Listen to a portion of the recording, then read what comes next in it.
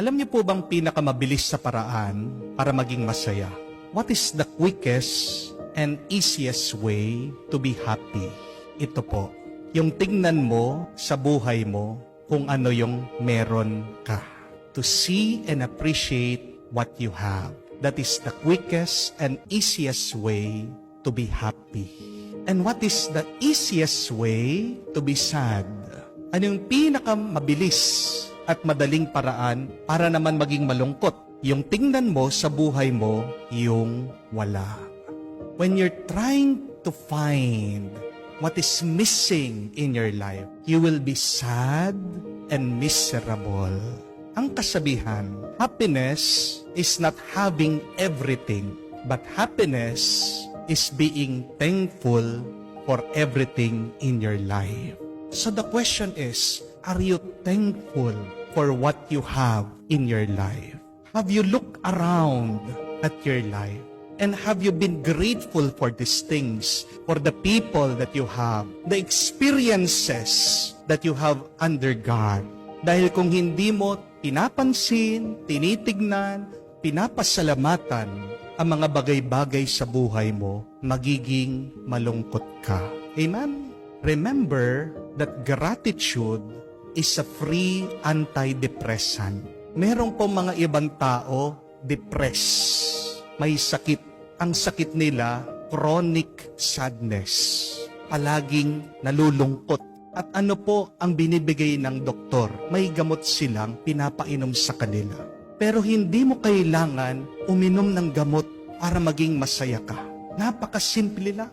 Manatili ka, buksan mong iyong mata, buksan mong iyong tenga, buksan mong iyong puso, at tanungin mong iyong sarili, ano ba ang nandirito sa aking buhay?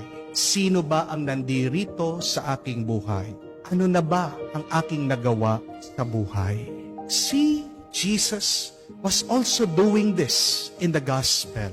He was listing his accomplishment, and Jesus was praying over them to the Father. Jesus was presenting them to his Father. Sabi niya, I have glorified your name. I have finished the work which you gave me to do.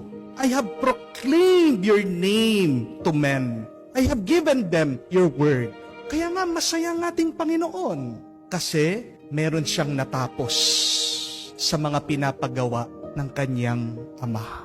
Oo, marami pang kailangan gawin eh. Hindi pa talaga tapos ang misyon. Hanggang ngayon, tinutuloy natin ang misyon na iniwan ng ating Panginoon.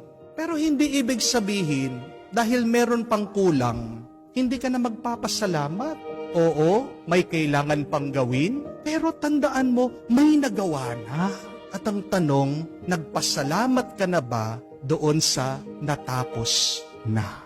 I want you to remember this, my dear friends, that you should not wait for everything to be perfect, for you to be grateful.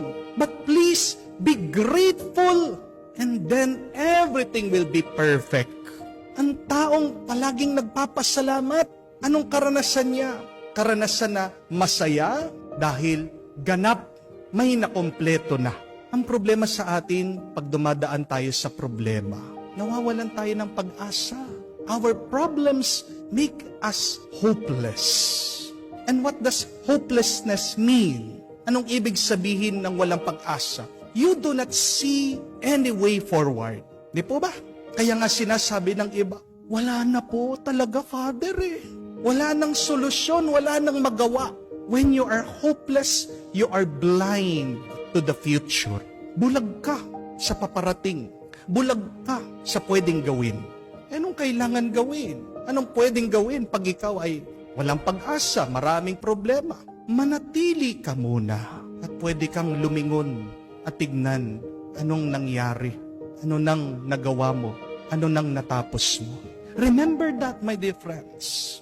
When you cannot see any way forward, just remain where you are and look back. Look back at what you have accomplished in your life.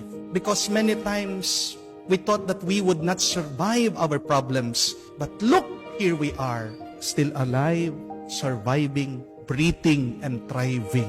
Maraming beses, kala natin, mamamatay na tayo sa mga problema. Maraming beses gusto natin sumuko, pero tingnan mo naman, hanggang ngayon, nandiyan ka, hanggang ngayon, buhay ka, hanggang ngayon, nagpapatuloy ka. Paano posible yon? Walang iba ang tumutulong kung hindi ang Diyos. Nagtutulak sa iyo, nagpapalakas sa iyo ay ang kanyang grasya. Count your blessings. Look at your accomplishments. Do not be in despair. And thank God for those accomplishments. You will become happy. Tignan niyo po, napakarami dyan. Yung magjojowa, yung mga in relationship, di ba? Palagi nag-aaway. Palagi sasabihin, break na tayo. Ilang beses sinabi na, wala na tayo, wala na talaga. Pero mga ilang araw lang, ilang linggo, babalikan na naman. Di po ba? Ilan na ba yung mga sinasabi na, wala na talaga, wala nang pera, daming utang. Pero nababayaran naman ng mga utang. Di po ba? Bigla-bigla, dumarating yung pambayad sa utang. Nagkakaroon ng pera, pambayad sa utang. Nakakayanan naman. Hindi naman nakukulong dahil sa utang.